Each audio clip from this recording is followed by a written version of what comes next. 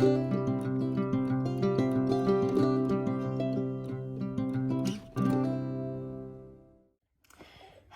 and welcome to my channel. My name is Jen, and in today's video I am going to be telling the birth story of my second son, Gus. His full name is August Cooper, and he's right here next to me, so you can probably hear him. I'm gonna have him just lay next to me for as long as he'll be happy, and then I'll hold him if he needs me to. But he's a very happy, chill guy. He is already three and a half months old now at this point by the time I'm finally telling this story.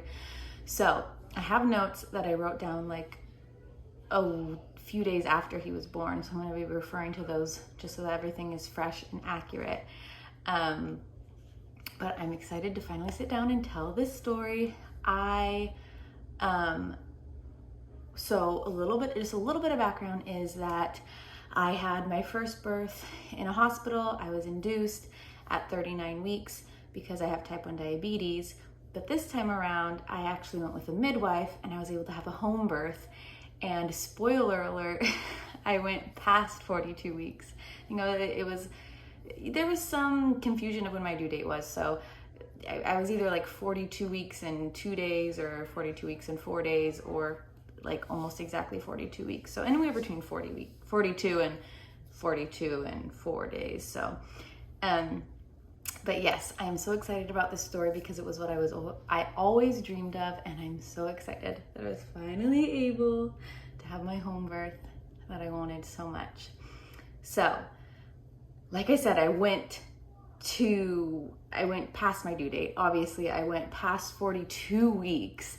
So I was waiting and waiting and waiting. And since I was induced with my first, there was just part of me that was like, can my body even do this on its own? I know that it's meant to, and I know that, you know, it did and it could, but there was just that doubt in the back of my mind as I was waiting and waiting and looking up all of the things on the internet. What does early labor even look like? What's gonna happen? Like, just waiting for anything, any sign that it was going to be that I was going to go into labor. And so I had been having contractions on and off, kind of. They were very mild, basically just like period cramps, but I noticed a little bit of a pattern to them, but they never lasted longer than like an hour, like right around, maybe it was 2 hours, right around an hour to 2 hours, they would just stop. I'd be like, okay. Another little background is that I was still nursing my son, who was like 2 and 6 months, a little over 2.5. And so, you know, sometimes I would get contractions or cramps, just because from nursing him and how that can cause cramps and contractions. So it was the night before he was born. Around 2 a.m. I woke up and I noticed that I was having the contractions kind of again, which I had had in nights previous, and they just went away. And so they kind of stuck around. They were still it was like every 20 to 30 minutes though. But I remember finally around 5:30, I got up because my husband was already up because he was gonna go to work that day. So he was up to get ready. And I was like, I don't know, I'm just like so excited. Maybe this is finally it. Like, I'm still having them. Because, you know, it had been since 2, and so now 5:30. It was the longest they've kind of stuck around, but still like 20 minutes apart and mild, really mild.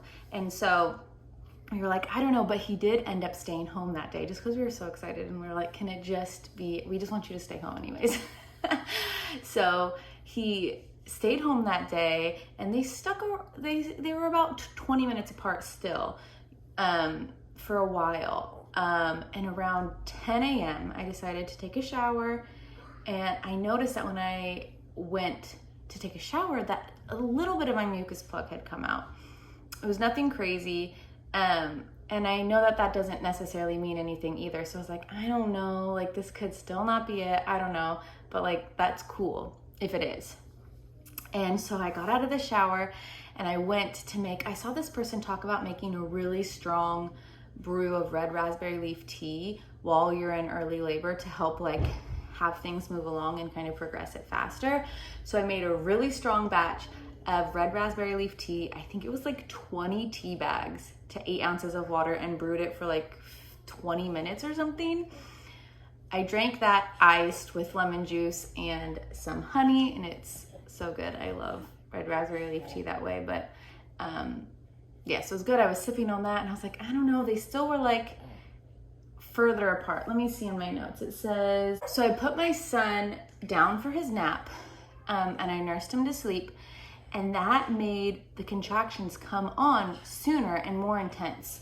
They were about every 2 to 5 minutes at that point for like 4 hours it lasted. So basically through his nap, and he woke up and they still were coming. And this whole time I was doing normal things. It was like I felt them and I was like, oh, but it wasn't too crazy. And I was walking around just in the house trying to get them to keep coming and keep progressing.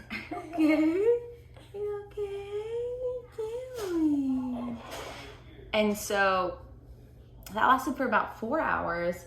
But then they slowed down a little bit then after the 4 hours. They slowed back down to like every like 10 to 12. There was more variation, but it was more sticking around like every 10. Every 10 minutes. So we ate dinner.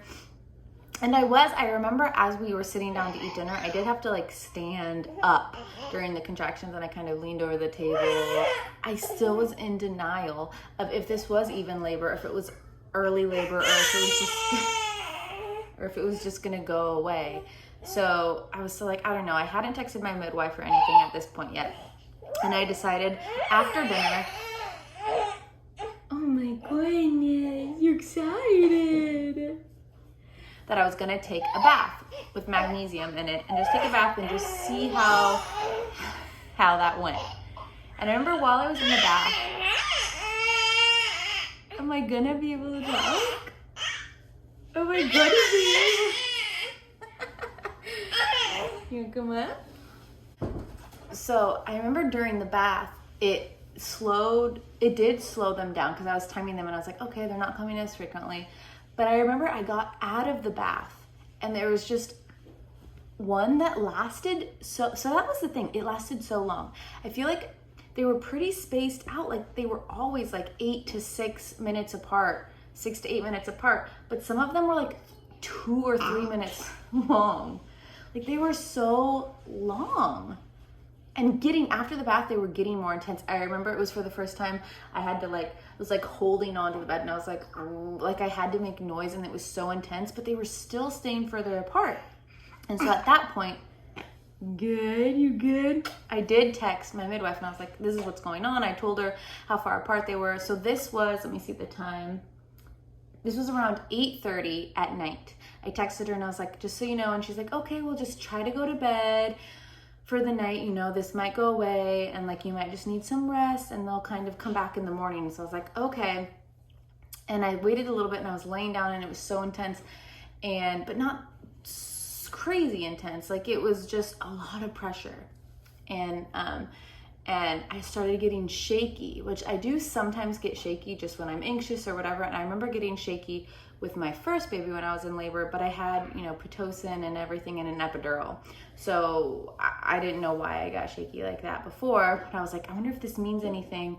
And I was thinking back, I was like, how many hours after I got shaky with my first did I actually have him? And I can't remember exactly, but I think it was 4 hours or something. So I was like, what if that means it actually is gonna happen soon? But I was like, okay, I'm just gonna try to go to sleep like the midwife says. So that was around 9:30. I nursed my son to sleep. We were all in bed, and I was like, I'm just gonna try to go to sleep. But I could not, with every contraction, I was like, I'm so uncomfortable laying down. And I tried, and it was around 11 p.m. that I finally got up, and I was like, I can't. And I stopped timing them because we were in bed and I was trying to go to sleep. But around 11, I was like, I have to get up. I can't, it's too uncomfortable laying down. I have to be standing up. And I started to time them. And then they were all of a sudden 2 to 3 minutes apart. And it was so intense. And I was like, oh no, okay, we have to call the midwife right now. It's time. So I paged her and I went and got my husband, and I was like, I think we need to get up and call the midwife and set up the birth pool and everything. So that's what we did. And she's like, okay, coming over, keep up the good work, I'm coming. And so I get my husband up. Is it around midnight that I get him up? Yeah, so around midnight, he starts blowing up the birth pool. And so I'm so excited. And I'm like, okay, I think this is actually it. And he's blowing up the birth pool. And I'm having, you know, these contractions every like 2 to 3 minutes apart, lasting like a minute or two. So not really a ton of a break in between them. And I'm still like, I don't know if I'm actually in labor or if this is going to go away. I'm in such denial, like the whole time. The midwife, so it was the last contraction before the midwife got there, and I was like, oh no, I have to push. And I'm like, I have to, just that feeling of I have to push. And so I was like, oh no. And so the midwife comes in and she's like, okay, like setting everything up. And she's like getting everything ready. And she's like, do you want to get in the birth tub? So I was like, yeah, I guess. And so I get in the birth tub around 1 a.m. And my husband and me both are like, so what are the chances that I'm not actually in labor and that this is going to just stop? And she's like, really low. Like, this is probably actually like probably 90% a chance, or 90%, 10% chance that would happen, that it would stop. So we were like, okay. So it's around, so I was in the birth tub around 1 a.m. and started pushing, because like basically immediately after that, like I just felt like I had to start pushing, and it was very like, she didn't tell me what to do. Like I was just felt like I had to push. So when I did, that's what I did. And I never got any like cervical checks or anything. I don't know any point how dilated I was. Like I was just listening to my body. And so I was pushing. I was in there for about an hour and a half pushing.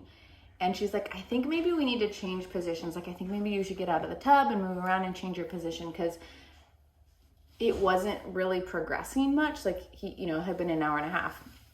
And so it was really hard for me to move. I remember like, I just like did not want to move, because anytime I moved, it would bring on another contraction like instantly. So I was like, I don't want to move during my break because it's my break, and it brings on another contraction anytime I move. And so I got out of the tub and went over to the couch, and I was kind of like kneeling over the couch on the ball. And so I was about there for about 30 minutes at that stage, just doing that for 30 minutes. And still nothing really was happening. Like they could see it his head kind of coming down and like back up, but it wasn't really the progression that like we wanted. So they're like, maybe you should get up and like try to go to the bathroom and like sit on the toilet. What's wrong? Are you mad? And so I got out, or I didn't get out. I got up and tried to go over to the bathroom. I sat on the toilet. I was like, his head is right there. And so she's like, let me check. Okay. She's me waddle back over to the couch. And then I start pushing some more. Oh, yummy, Debbie. So I waddle back over the couch and go back into the same position, kind of over the couch, pushing on my knees. And let's see, what does it say? So I did that for about another 30 minutes. Basically, from when I started pushing to when he was born, it was like 4 hours, or 3 hours, 3.5 hours. Okay, I'm back. I gave Gus to my husband. So, where was I? So yeah, so basically the whole pushing process was about 3.5 hours. So we come back over after I was on the toilet, and I was like, his head. And it was about another 30-ish minutes of me pushing. And that was when I felt him like actually like his head crowning. And I felt his head coming out. And it was like the ring of fire, which felt like for so long. It was about a contraction or two. And I had to just, there was like a minute between the contractions. So his head was like not out, but like almost out. And this is when I got video footage of this part, which is so cool because it was from behind and it was like just set up. And so I could see, I have video footage of him actually being born, which is so cool. But I was just like, why am I not getting another contraction? Like I'm waiting while I just feel his head ripping me open. Not to be dramatic. But I did just wait, and when another one came, I pushed again and his head came out, and then it was just like that for a little bit, and then his arms came out. And usually I feel like that's what you see is like their head comes out, you wait, and then their body comes out. But his was like in 3. steps. Like it was like his head came out, I waited, his shoulders and his arms came out, and then I waited, and then his legs came out. And so in the video, and I remember saying, I was like, what is that for the last one? Because I thought it was just gonna come out in like 2. They're like, that's the baby still coming out. And so he was born, my water never broke. He was born in the sac, and they kind of like broke it as he was coming out.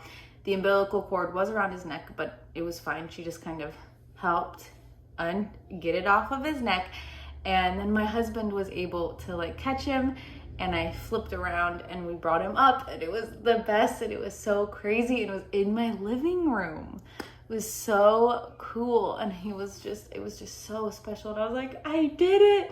Like, oh my gosh, because I got scared for a second while I was pushing, because with my son, my first son, they did use the vacuum. I was in the hospital, I was induced, I was on my back, and they were just like, let's use the vacuum, because it was taking like 3 hours as well. And so part of me was like, what if I can't do this actually, and we need some sort of intervention? I don't know, I was so scared, like what if he just never comes out? But he did, and I did it, and we did it, and I did it at home, and it was the best, and it was amazing. And I never really worried about my blood sugars the whole time. If you're curious about the diabetes aspect of it, I mean, I had snacks, I had juice boxes, you know, just to make sure, but I felt fine the whole time, and it was really something I was never even worried about. And so he was born, and it was amazing. And about, how long was it? Only about 5 minutes later was the placenta born.